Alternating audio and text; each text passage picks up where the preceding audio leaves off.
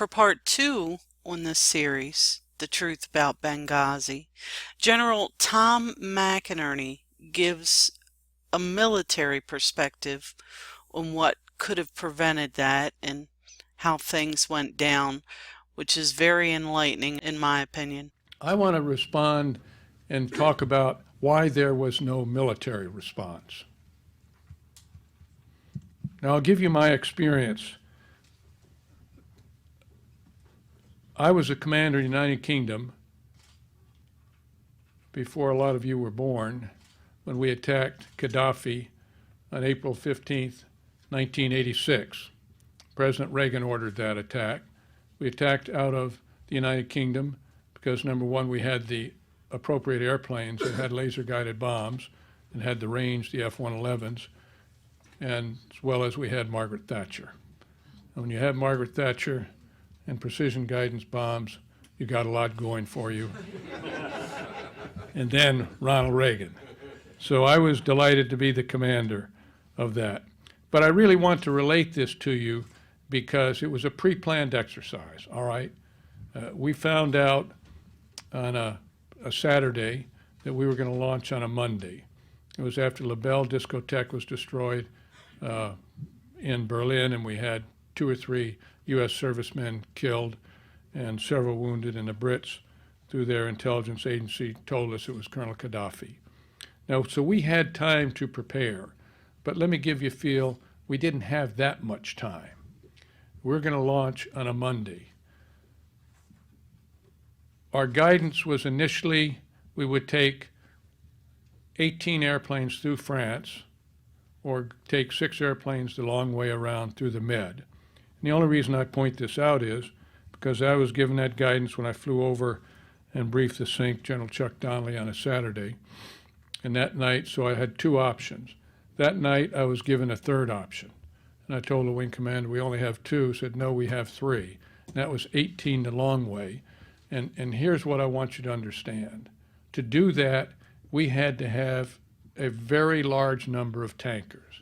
It turned out we had 18 KC-10s that were brand new at the time, plus we had about 18 KC-135s. Now, to do that, they had to download the PSYOP, the nuclear alert. President Reagan downloaded our nuclear alert on the bomber force and launched those tankers that were on 15-minute alert in the United States to fly into the United Kingdom. He executed that force, that tanker force, in 15 minutes, and where I was going to launch from 2 bases, all of a sudden I had 4 bases in the United Kingdom to launch from. That's my point I want to get across to you. We made that launch. We went out. It was done extremely well. We lost 1 aircraft, two crewmen, but we committed and we executed, and we didn't have a lot of time to do it. So when the President of the United States directs things to be done, they can be done. There's no question about it. Now, I met, along with the Chief of Staff of the U.S. Air Force, every air crew that landed, took off and landed. And it shows you the flexibility that we have as leaders. Now, let's get back on point. Why did we not have a military response before? Sigonella, where we have global hawks and reapers and predators, is an Italian island in the middle, about an hour from Benghazi, in the middle of the Med. So we had the UAVs there, unmanned aerial vehicles, and they should have been airborne before. They should have been airborne before. We should have pre-positioned F-16s from Aviano down to Sigonella to be on 15-minute alert. As Claire pointed out, why? It was 9/11. Isn't 9/11 a significant date for us? And yet we had none of this preparation. We had all the combatant commanders back in Washington, D.C. on a commanders conference. Why would the Secretary of Defense bring all the combatant commanders on 9/11 back to the United States? So there was no pre-planning. I call that dereliction of duty. Next, let's go in the execution phase. All right, it happened quickly. And because we had done absolutely zero preparation, for instance, we should have had a fast team at Sigonella as well, rather than being up in Bosnia-Herzegovina. I should have been down there, because that's where the action was. As Claire pointed out, Zawahiri said we must avenge the death of al-Libi. Well, al-Libi was from Libya. Where are they going to avenge the death? Not in San Bernardino. And we knew the instability that we had at Benghazi. The State Department had missed that. So we had no pre-planned activity.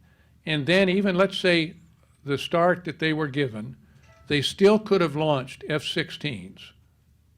We've had to go with 4 tanks, no bombs. All they needed was 20 millimeter, which they always have on board, whether it's training material or training weapons or API, armored piercing incendiary. No matter what it was, they always have that on board because it's a ballast problem. And all they had to do was launch every 30 minutes 2 aircraft. Take off, go down, punch your tanks, make a low pass over Benghazi, come back out, land at Sigonella. By then we should have had tankers. But nothing moved. The president said, support this fight. And they did nothing. Nothing got airborne except 2 UAVs that were out of Sigonella, that one and then followed by another. That was all we did, the most powerful military in the world. And we should have been able to at least fly by. If you go by Benghazi and go low at night, full afterburner, they don't know whether you've got laser-guided bombs or what you've got. But we know from our experiences in both Afghanistan and Iraq, when you do make a low pass like that, they disappear. So we've had that combat experience. We did nothing. Now, the troubling part is no other military active duty people are getting up and saying that. They've signed non-disclosure agreements, and that means the administration to this day is terrified that the real story on Benghazi will come out about the dereliction of duty and then a cover-up. But this is bigger than Watergate. Watergate was confined to the Oval Office. This goes right to 2 directors of the CIA, 2 chairmen of Joint Chiefs of Staff, both foremen now, 2 former Secretary of Defenses, 2 Secretaries of State, Attorney Generals, 2 of them, all have been covering this up. Never in the history of the United States have we seen a cover-up like this. And the cover-up is led none other than by who? Not the administration, by our mainstream media that will not present these facts, helped by our Congress. I respect Trey Gowdy, but I'm very worried that that report that he put out, and Chuck explained maybe the method of his madness, but the fact is he should have come up with some conclusions. Now, we can read an 800-page report and come up with conclusions if you can get through page 8. So we're humans. So the American people want to know, for a group that spent almost 2 years on it, what the conclusions were. That's what we pay you for, Mr. Gowdy. All right. So we had dereliction of duty by the President, the Vice President, the National Security Council, SecState, SecDef, Chairman of Joint Chiefs of Staff, the combatant commanders, etc. I know this because 1 month after this happened, a young Navy lieutenant approached me at the golf course at Army Navy and wouldn't give me his name. He said, "Keep doing what you're doing, General. I was in the Situation Room that night."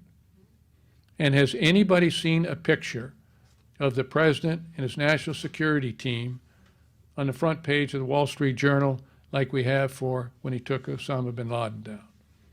Where was the President? And that complicit media is doing a great, great injustice against the United States of America.